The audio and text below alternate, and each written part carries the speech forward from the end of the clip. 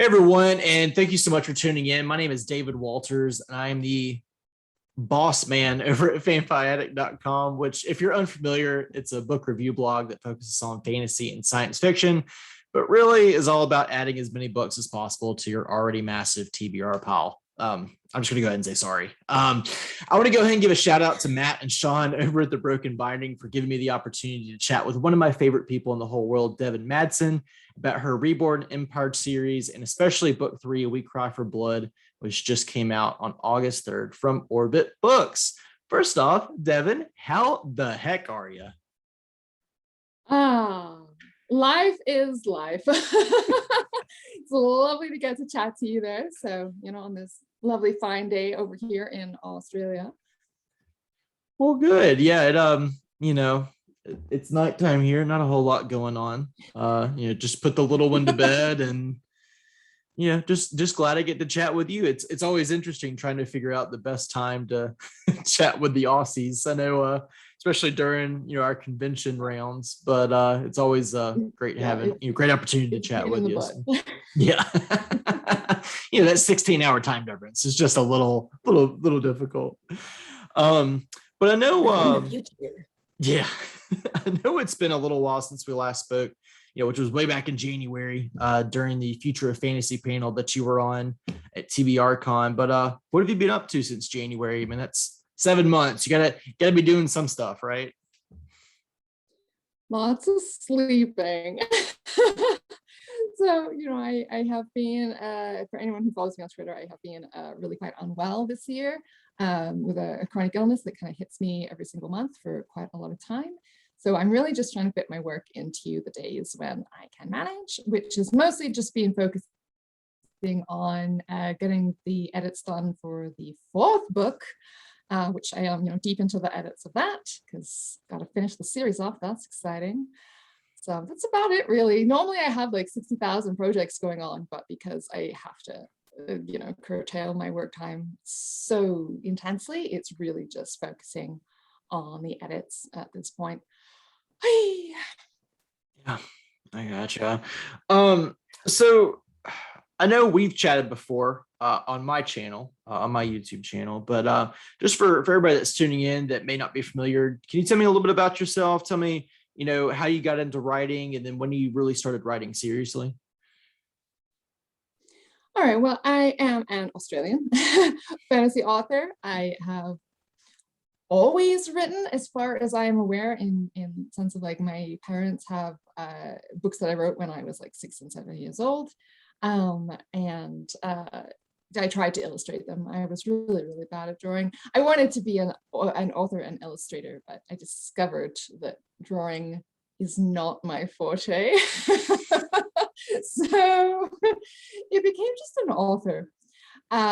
So I've always written, but I really started taking it seriously sort of in my early 20s. I spent lots of time writing. I spent every spare moment writing for quite a number of years before I had kids. But then I became keen on self-publishing because I wanted to sort of do things for myself. So I started doing that in, 2013. What is time? I don't know. 2013, my first self-published book came out. And yeah, I did that until 2019, I guess, when, Orbit got in touch with me, and now we're here. Gotcha. Yeah, I remember, I guess it would have been 2019, maybe the tail end of 2018, when you were releasing book 2, and then all of a sudden book 2 was not a thing anymore, and you're like, shh. And everybody was like, Devin, what's going on? Where's your book? And you're like, shh. It was really hard because it was like I didn't actually have a contract at that point. It was they had gotten in touch and said that they were keen on talking, and could I send along a copy of the first book? And so I did that, and they showed it around the office. And decisions in traditional publishing take a while. They're not usually very fast things. And so I was like, okay, I've got this. So I said, but I've got this book coming out in, I think it was March. It was supposed to come out. This book coming out in March. So just so you know, that's a thing. And I had it up for pre-order and it was all ready to go. And, I'd sent out some review copies to a few people, and like, it was just sort of, I was just starting the ball rolling.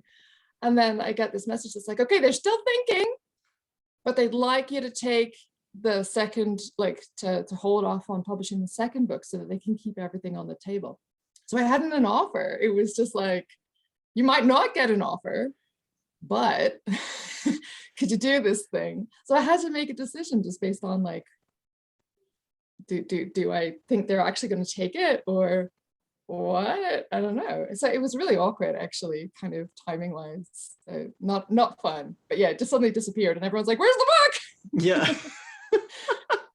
Yeah, because I started seeing some early reviews come in. I was like, oh, I might have to hit up Devin. And then all of a sudden, like I think I asked you, I was like, hey, do you have any, e-arcs or whatever? And you're like, no.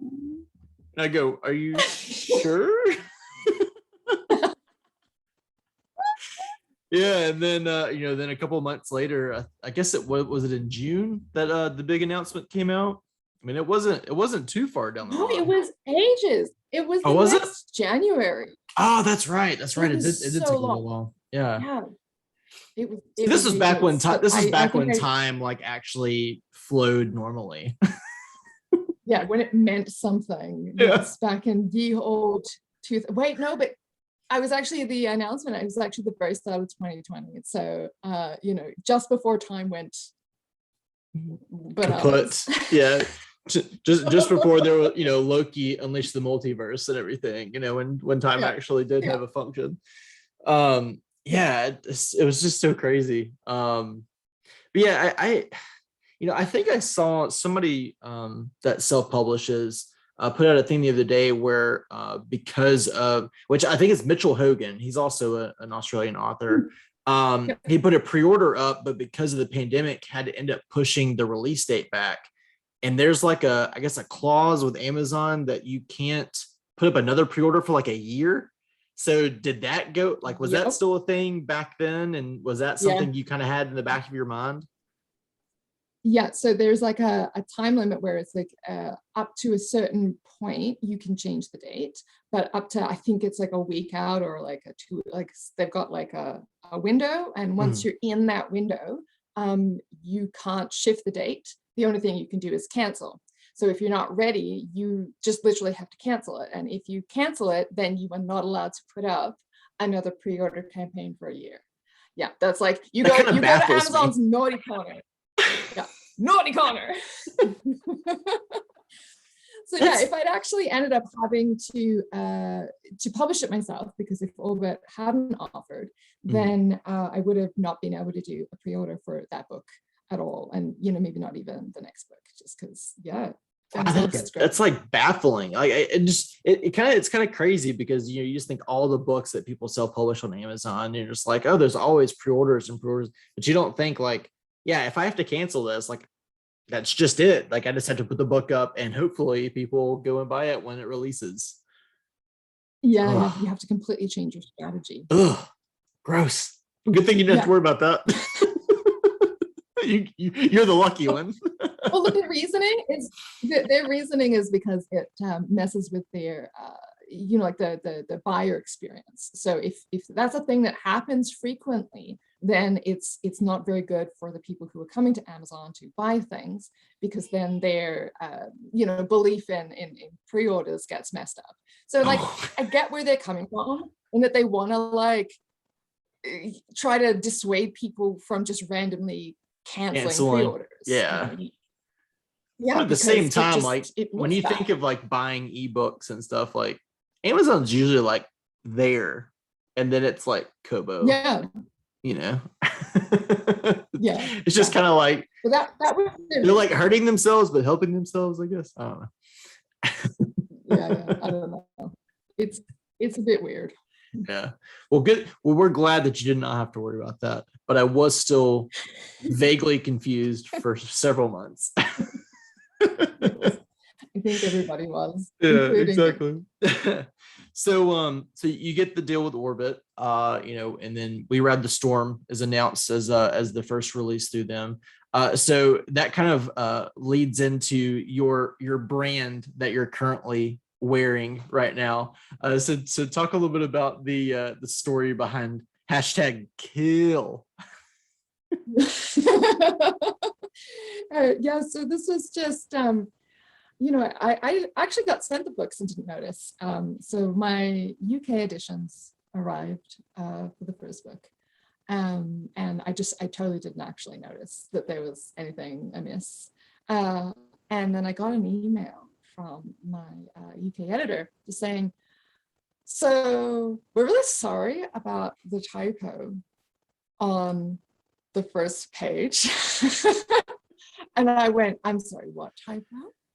And went to have a look because I just kind of glossed over it. And I think a few people probably did because it's kind of close enough to, the word it's meant to be that if you're not expecting it, it's not really there. But so it said, the fourth word of the first page of the first chapter of the first book that ever came out of mine in the UK had an extra I in it. And it was just one of those moments of so many things had gone wrong. And, the pandemic was like, I was having to release a book in the pandemic and I've had to cancel all of my travel plans. And it was all it just felt like one of those, just another hit. It was just, I was taking hit after hit. And this was just like this thing. And I remember just being so angry about it, just so frustrated because it's not in the US edition. It's not in the ebook. It wasn't an error that we failed to catch in in edits. It just wasn't there. It somehow made it in during a typesetting phase, going to the printer, and it's just, I don't know, someone slipped and poked an eye. I don't know. I have no idea how these things work, but it was in no other edition. And so I was I knew it wasn't really anyone's fault, but it was just so frustrating. And I remember I was just raging at some author friends of mine, and they're just oh, you're just gonna have to roll with it. And so I went, okay, that's it. We're making this into a joke, into a campaign. Yeah. And so #kill was born. So for people who got the very first printing, because they corrected it for the second printing, for the very first printing of the UK edition of We Ride the Storm, you get the #kill edition, which actually turned out to be really fun. So we made lemonade from lemons. But I remember when it first started, it really kind of snowballed and into an avalanche because everybody was talking about it, when it first came out. So that turned into a really good little marketing campaign for a bit. So that was an awesome little tactic. I think somebody secretly knew that. They're like, kill is the perfect word. And it is the perfect word too. They could have put 2 H's in the or something and it would have been really boring. But the fact that it was kill, and there's so much killing in my book, it was just all right, this is seriously perfect. So, it worked out quite well. For sure.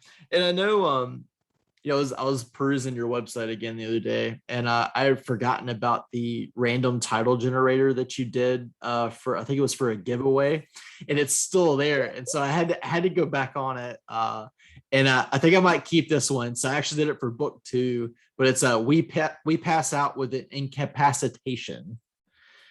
It's a really long title, but I thought it was perfect, so I think I'm gonna hold on to that one. Yeah, you hold on to that one. That's yours. Yeah. They were really fun. The random title generators were a lot of fun. Yeah, I feel like they're always pretty funny because you get some really good ones and you get some really really off ones that you just can't help but laugh at. And I also noticed you say you rewatched Lord of the Rings at a really unhealthy clip. So exactly how unhealthy, and is that even possible? So I am a serial rewatcher of anything that I particularly enjoy, and I will do it in kind of blocks. So I actually haven't watched Lord of the Rings for a couple of months now, but when I do, I will get to the end of the third one and I put the first one back in again. So I literally just cycle through them. And so I don't usually, it's usually in the evening, because otherwise my son is around and he just keeps asking like 60,000 questions and it makes it not enjoyable. So it's like every evening, it's like you just put in where you were up to and you just kind of keep cycling through them.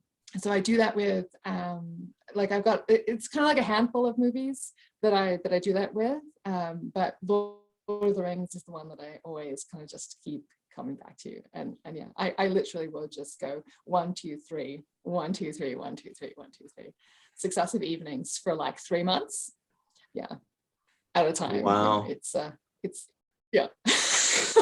What other movies do you do that with? Oh, okay. I'm having terrible mental blanks right now because I'm still kind of on my way out of the chronic illness. What's the what is it? The sci-fi with Matthew McConaughey. The World is Dying. But that comment. I know what you're talking about. You're about. Yeah, I gotta Google it now. You're gonna. Okay. Yeah. I'm like, I could just walk out and find the DVD, but that's yeah. So that one, I do that one. I do like various versions of like Pride and Prejudice. Interstellar. Brokeback Mountain. Yes, Interstellar. Yes, that's the one. I don't know why I couldn't think of that title. I have watched. Right, I'm like, it's just one word, and it's, yeah. I've watched that about I don't know, like 200, maybe 300 times. I've watched. Oh my gosh! Wow. Is it just because of the cinematics, or is it just that good of a movie in your opinion? I mean, it is an amazing movie. And it's really deep, kind of about this like connections of the human experience, and the kind of the stressor in it is like, because it's not just about the fact that the world is kind of slowly dying, but also about the fragility of humanity, especially when they're alone, and like what loneliness and like the idea of like having to just slowly die does to the human psyche. It's wonderful, like absolutely wonderful film, but it also just has really great music, and it just feels epic. Yeah, it's great. Gotcha. And I know time has probably become a rarity with kids. I know I have firsthand experience and that, but do you still get opportunities to game, and if so, have you played anything good recently? A game occasionally. It's very much like it has to be something that super grips me, like unless I'm just sort of doing a casual whatever. I've recently had to stop playing Among Us because my son likes to play, because he likes to be the imposter and go around and stab people. And so I have to be on hand because, he's 5 and, needs to be entirely supervised when playing online. So so that's become the new thing. Before that, I was giving Mass Effect a go. They did the relaunch of Mass Effect, and I'd never actually played it before, despite the fact that I'm a super BioWare fan. I was always into Dragon Age, but never quite did the sci-fi thing. So I've started that, but I'm only like halfway through the first game, and look, I know it's the first game, and the second one gets better, but I'm actually just kind of bored. We're just terrible. I love BioWare games so much. They're one of the super early ones that was like on the Xbox, Jade Empire. I have played that too many times. I could not even tell you. I don't even have an Xbox anymore, but I still have the game disc because I love it that much. But Mass Effect, just have it so you can look at it every now and then. Right, it's precious. I gotcha. Yeah, it's so funny. You talk about Mass Effect, like people talk about books, like, but it gets so much better after the first one. Yeah. Or just like seasons of TV shows. And I know. Yeah. I'm like, I know it does. It's kind of it makes me think of when people talk about like Malazan. It's like, okay, no, don't do it based on the first one. Just keep going. Just keep reading. It's like, I don't know. Do I have time for that? Absolutely. Well, it's like I've been kind of binging series that I've either missed out on or I've started and haven't finished that have been out for a while. Like I went back and ones that have another book coming out. Like I just got through The Hod King by Josiah Bancroft, and then I just finished A Storm of Swords today, because I've actually never gone through and read the Game of Thrones books. And so I wanted to like just get through it. And I was like 47 hours in a couple of days. It's a lot of an audiobook, but it's like that's the best book of the series so far. It's so good.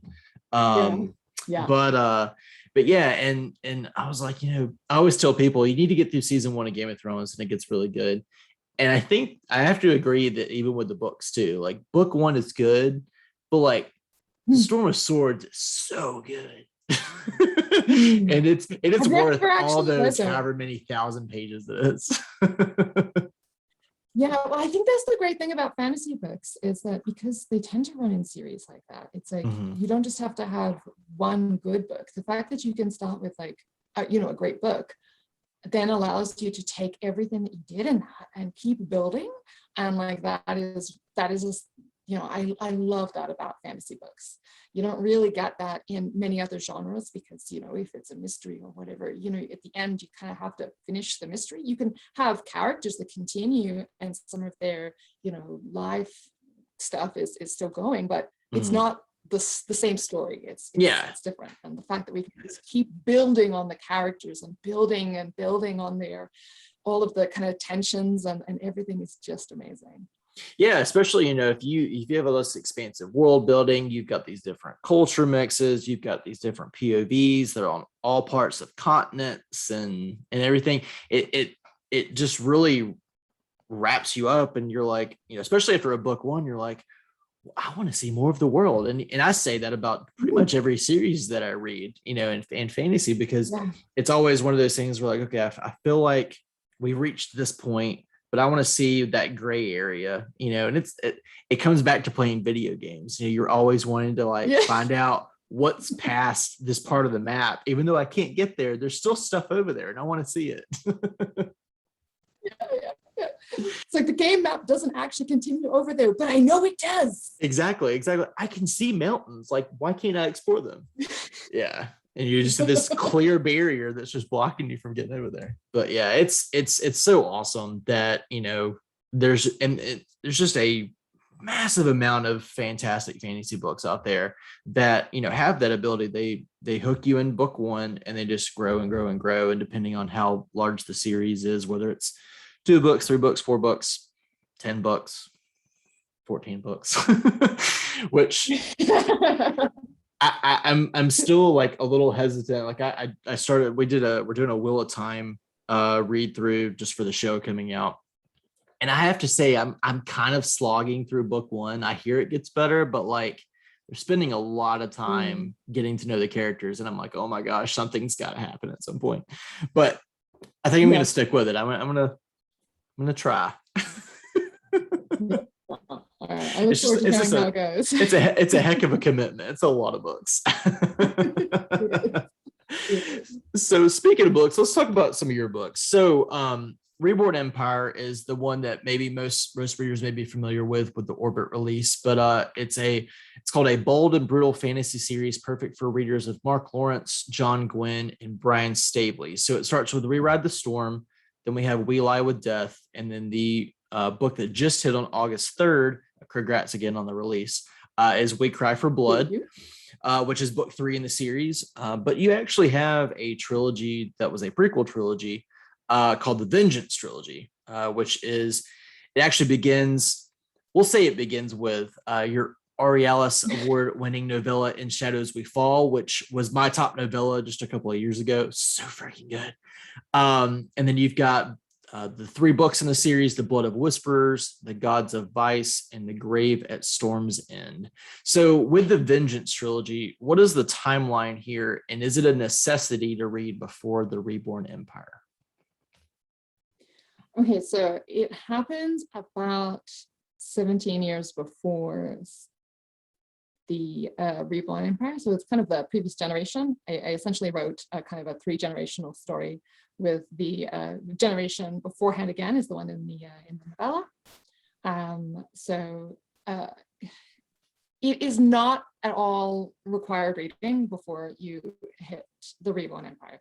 I deliberately made it, though I wanted to do this generational story. I didn't want anyone to have to start anywhere, because I know that can be really kind of frustrating, and it stops people from starting a thing, because 14 books is a big commitment. But if you can't start in book 7 on that okay, one. I don't have. That's it. So it's like, if you don't have to start the previous ones, it's like, okay, you can start these ones, and if you like them, then you can go back. And so I decided that's very much how I wanted to do it. So I made sure that the beginning of each one was an entry point. And I've heard from people who have read chronologically, and I've heard from people who have just started at the Reborn Empire and then gone back. And both experiences sound really great, because it just depends on, you get the same story, but different things are exciting because of what's being revealed when, like there's nothing that really spoils anything else. It's just, you get your different kind of reveals for different ways. So you can read it however you like, as long as you aren't crazy and start with "We Cry for Blood" and then wonder why you don't understand anything. Oh gosh. I could go on all day about, and I'm sure you were probably kind of hinting at an issue that happened several months ago, but we won't get into that. But yeah, I've seen a lot of authors kind of do that, where they'll continue their second trilogy in the same world. Sometimes it'll have same characters, sometimes it'll have the next generation, like you're talking about. And I've done a couple of those where I missed out on the first series, kind of like I did with yours, where I was like, well, I'm gonna try out this new series, because it's, I'm big on debut books. That's kind of been my niche for the past few years on the blog. But I do see, there are those kind of gatekeepers out there. They're like, oh no, you gotta start at book 1. You can't start the new stuff. You're gonna spoil everything for the first year. So I'm like, I feel like it's one of those things, and I'm assuming authors have tapped into this, and I know you have, is where if you enjoy this series, you're more than likely going to go back and purchase the first series and read it. If you're a fan of the author, if this is like your bread and butter fantasy, you're more than likely going to go, oh, there's another one, I'm going to go read that too. And I did that with John Gwynn's books. I loved his second series that he did with Orbit, so I went and bought the entire Faithful and the Fallen series, because I just heard how good it is. So yeah, and that's what I did with yours as well. So I think it's a really cool thing, and I think which you'll never be able to get them to stop doing it, but those readers that do gatekeep, you just be like, let the authors sell their books and let readers read their books, whatever. If they don't care about spoilers, whatever. If they do, let them get spoiled. They'll figure it out someday.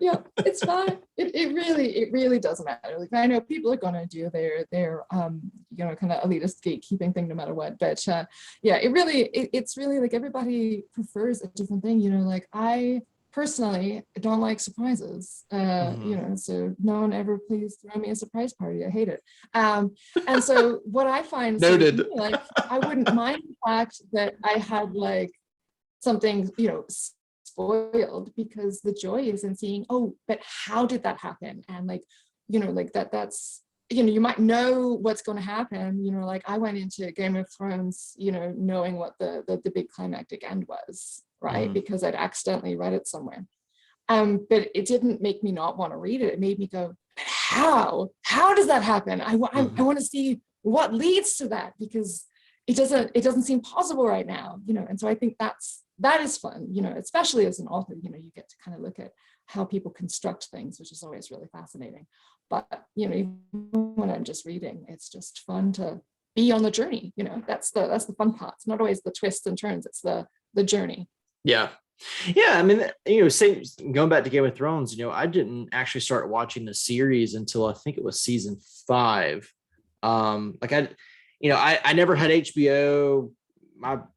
Usually if my parents liked a show, I'd watch it, and my parents decided to start watching Game of Thrones, and they're like, oh, it's so good. So I borrowed like the first 4 seasons from them and just binged them all. Like, when the Red Wedding happened, I mean, it had already been like 2 years since it happened, and I watched it and I go, oh my gosh, like just so crazy. And then I even like I read it, it was in the A Storm of Swords, and I'm sitting there going, oh my gosh, it's even worse in the book. It never like surprises me.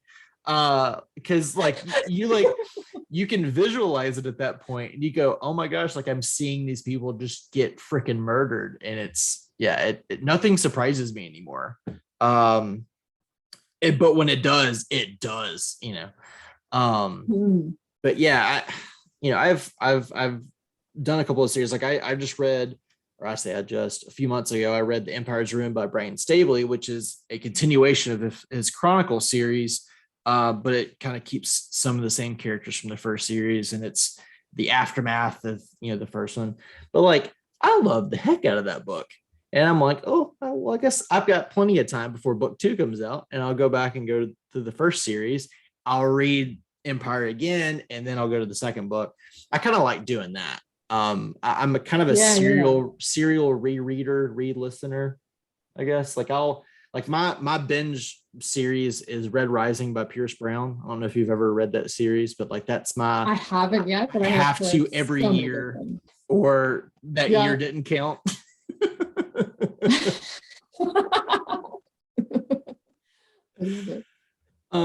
So tell me, what is the Reborn Empire about for those who haven't had a chance to step into the world yet? Oh my gosh. Okay. The Reborn Empire is, so the Vengeance Trilogy was very much like a civil war situation. And having kind of solidified the empire, it now is the kind of, I wanted to go externally. So the Reborn Empire is the fall of Kisia from, outside influence. So, it is very much a clash of cultures. It is very much like machinations of war and politics in all of that kind of great tricksy stuff. So we follow 3 characters, one from each of the cultures. So we have Kisia and Princess, who is the continuation of the family line. So it was her mother that was in the Vengeance Trilogy, and it's her grandmother who is in the novella. And we have Ra, who is a Levante warrior. So he's like a nomad horse warrior. And Cassandra, who is an assassin and a whore, who comes from Chilte, which is the neighboring kingdom that they've always had some issues with. And yeah, shenanigans ensue, and there's lots of blood, and I'm very much on the, I don't know, I like to lean into everything. So there's plenty of battles and blood and death and scary stuff, but I also have lots of like humor and kind of quiet character moments and stuff, because it's just all the things that I love. So it's a bit of everything. By the way, kudos for using the word shenanigans. That needs to be the word that is in every one of my chats. It needs to be at least said once. So if my co-chatter never says shenanigans, I will say it at the end of every video. yeah. It's a great word. It really is. Needs to be used more often. What influenced you to write about the Kisian Empire, and what, I guess, influences from history or from culture influence that building? So I don't know. It's a tough question, because I've been writing in this world for a really long time. Like I first started writing in this world, when I was 20, so 14 years ago.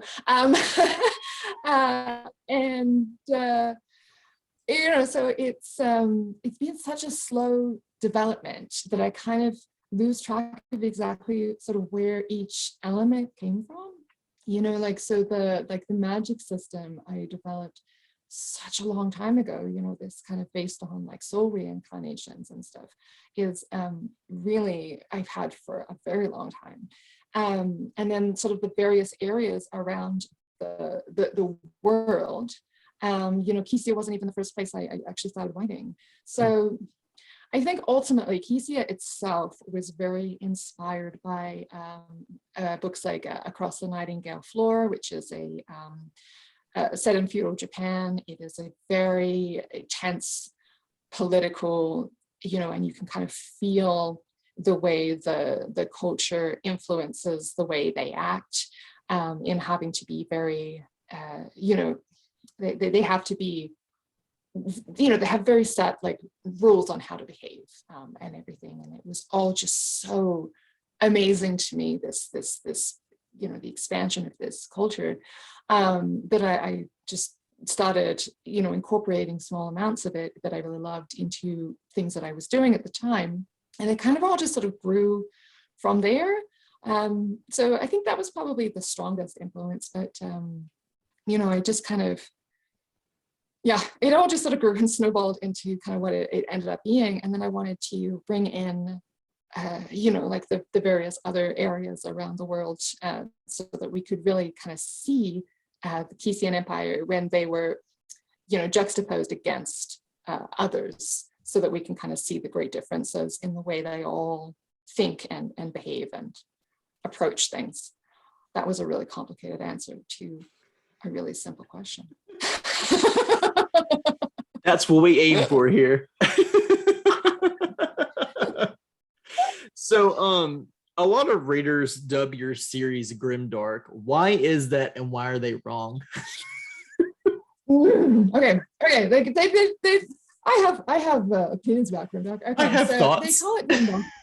Yeah, because it has lots of blood in it, I guess, and like bad things happen. So especially because the book opens, well, it used to open, it's now the second chapter, with Ra cutting a head off a dead body. Like that's It's pretty dark. It's harder to sever a head that people think is it was the opening line of the book. And so I can understand, like that seems kind of dark. But the beheading is ultimately a really respectful death rite that the Levanti do, to free the soul of the fallen. And so it's just part of their culture that they do. And they feel like if they don't remove the head and release the soul, then the person gets trapped and they can't be reborn. So like they're not doing it for, gruesome reasons. They're doing it because it's part of what they believe. They have to release the souls of the dead. So it's not just that, but people also, there is plenty of characters die in this book. there's lots of wars, and ultimately people go, okay, so there's bad stuff and there's lots of blood and stuff, and therefore it's grimdark. It's like, no. I mean, everyone has their own definition of what grimdark is. I've actually been doing a lot of work recently, kind of talking about and feeling out my ideas about genre in general. But grimdark for some people literally just is that. And so if that's your personal definition of grimdark, then I understand why you would call my book grimdark. But it's like ultimately nothing that happens in my story is that much darker than that happens in a lot of other stories. I may lean into the language a little bit more, but grimdark to me personally is something that is very much more a sense of kind of like the darkness is a sense of hopelessness. Mm-hmm. So usually the worlds that grimdark stories take place in are kind of collapsing in some fashion. So, they're often quite desolate or, ruined. It's almost like the fantasy version of a dystopia. They're usually in a sense of like, there's something unpleasant about it, right? It's not just a standard world. There's something up. And then you also have like usually lots of like anti-heroes, and there's a general sense of hopelessness. Like the world is shit and there's not much you can do about it. It's just shit. And it's just like, so it feels like grimdark should always be under a blanket of hopelessness, right? Like under this sort of this and the idea with that is you don't have to have violence for there to be a grimdark book. It actually doesn't have to have, blood and gruesomeness and whatever. It's because it's a tonal thing. It's not a plot thing. And so in my case, I'm like, well, okay, so there's plenty of blood.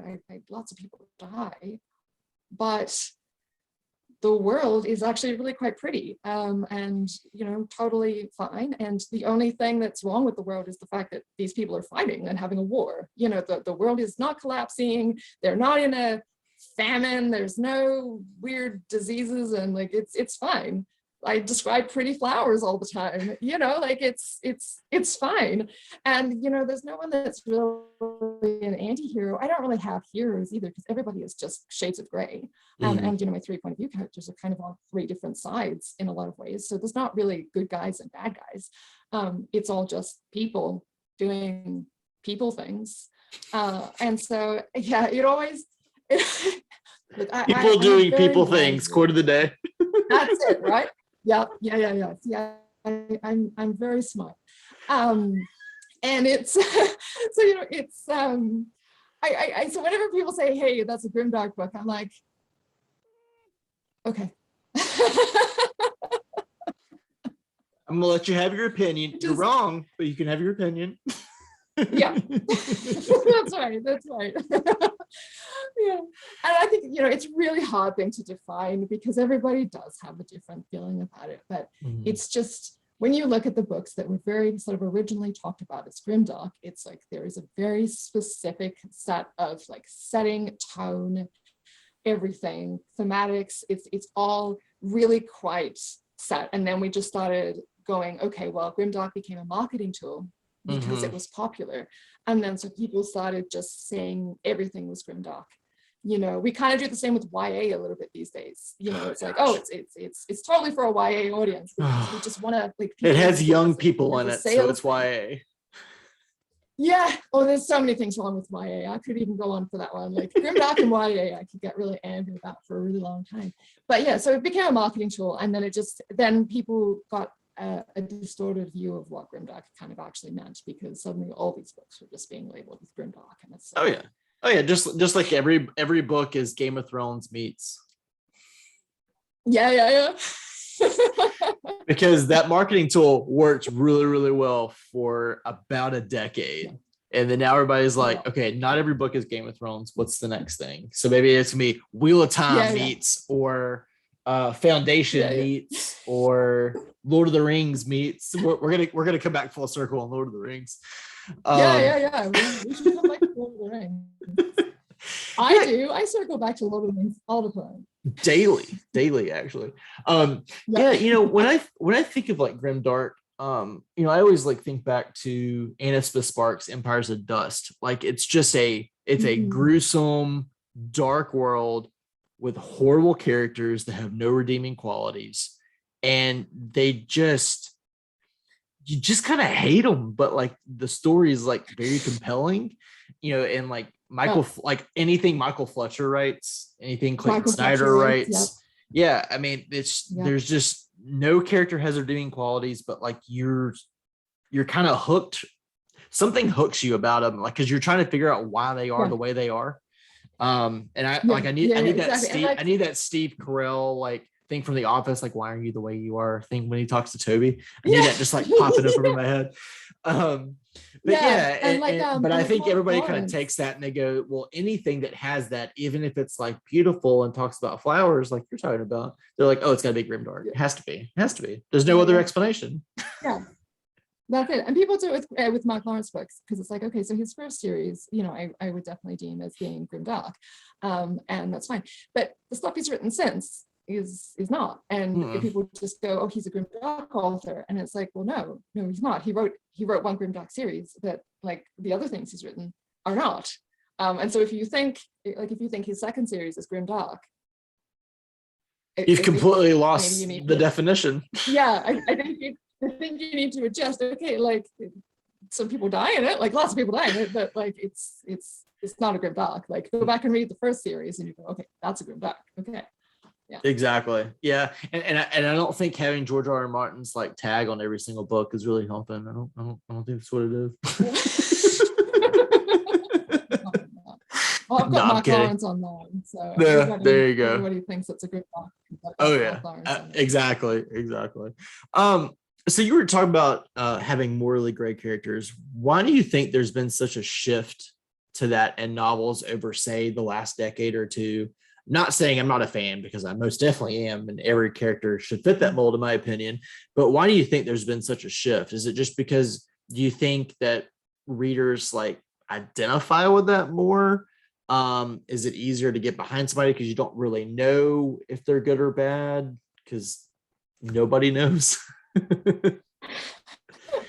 Well, I think it's I think it's a response to the fact that we, like coming even from things like fairy tales, there was always a super good person and a super bad person, and a lot of early fantasy took that on, and we had the super good hero and the super bad guy, to the point where even something like Lord of the Rings, I watch it bazillion times, and every time I do, I sit there and go, well, what does Sauron actually want? Like, what is he gonna do after he gets rid of everybody? Are the orcs gonna build towns, or like what are they gonna do? I don't understand. What will he do? What is his actual purpose after destroying everything? Right. And I think we kind of just got to a point where it's like, okay, we needed to sort of shift and do like the kind of more, it's not to say that people were doing complicated characters beforehand, but sort of the major popular works were definitely far more in the good versus evil kind of category. And then as we've sort of shifted, we wanted more complexity, and then we've kind of just kept evolving what the fantasy genre kind of, it's always been a bit of everything, but like what the main parts of the fantasy genre kind of are, we went, okay, well, we're going to add more and more complexity. And I do think it is partly a response to previous work. So part of it is just because we don't want to have, good wizards and bad warlocks, or whatever you're supposed to call them when they're bad. My words are great, right? Mancers, I don't know. Yeah. But I think a lot of it, and then that aspect of being able to kind of put the proper full human experience, like part of the thing with Grimdark was that it became popular, I think, because it didn't hide anything, like it was very much like, this is what it would actually be like. They went for that sense of realism, instead of just making it fairy tale like, in the fact that like magic would do this or magic would do that, or oh, we were in a battle and that person got stabbed. We actually went to the depth of like having, okay, but what would it really be like to be in a war? Okay, it's these people are now like pissing their pants, and like there's blood everywhere, and it's really unpleasant, and everything stinks bad, and like all of those kinds of like aspects of life. And I think we kind of pulled back a bit now, and like sort of standard fantasy is somewhere in the middle, but I think it was all a response to previous stuff and deciding that we wanted to put more humanity on the page. But I'm probably wrong, it could be anything. I've always asked the same question, like, if you were to write, if the bad guy wins, what happens next? Like, I could just imagine like him enslaving an entire like race of people, and like eventually an even badder person comes along. But that's like the only way that art continues. Like, there has to be a greater evil, but like, what would that greater evil be? Because you've spent 3 books creating this evil, and then now like he won. And then, because and I always go back to Avengers, because like Thanos, boom, 50%, whatever, and he's just like chilling in a hut, and I'm like, what is the end game? And that's not a hook for the last movie, but like, what is the end game? But like good guys, like, I defeated the dragon, got the princess, or I saved all these people and my family and my friends, blah, blah, blah. But like bad guys don't really have friends. They just have a lot of like other enemies. So I just have to imagine that like a worse evil comes from like underground, or I don't know. Yeah. Maybe that's why nobody's written it, because they don't know. No, and because I think it gets kind of boring after a point, because it's just like, okay, whatever the worst thing you can think of is the thing that happens, and it's just like, oh, okay, all right, so it's just evil, and then evil, and they just do evil things, and it's just like, Whereas, you know, the bad guy who, you know, I guess like Thanos is probably a decent example of that. You know, the bad guy who actually has like a motivation. You know, not that all bad guys need a motivation, but it was definitely a response to the bad guys who were just bad because bad. Like they, you know, we wanted to give them, okay, well, what's their backstory? Why are they bad? Why do they want that thing that they want? And to kind of like understand them as like a complete person. You know, I am very sure that there's like thousands of words of backstory for Sauron that I'm never going to read, but I still don't understand what he's trying to do. I'm not interested enough to go seek it out, so I'm just gonna deal with That's it. Yeah, I'm just gonna wonder. Oh goodness. I know you're working on book 4. Do you have a working title for that one that you can share? I'm assuming no.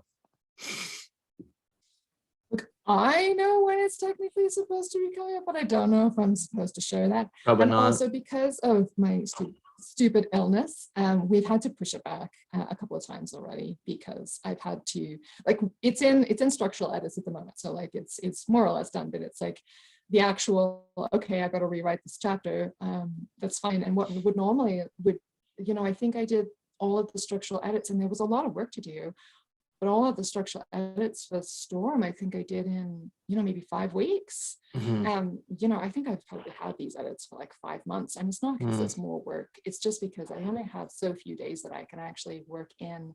And then when I, you know, I come good, then I'm like, okay, where was I up to? And I spent the first couple of days just trying to figure out what I was doing. And I had to reread bits and go, okay, that's where I was up to. Okay, it doesn't matter how detailed my notes are. It's just going to be a bit of a mess.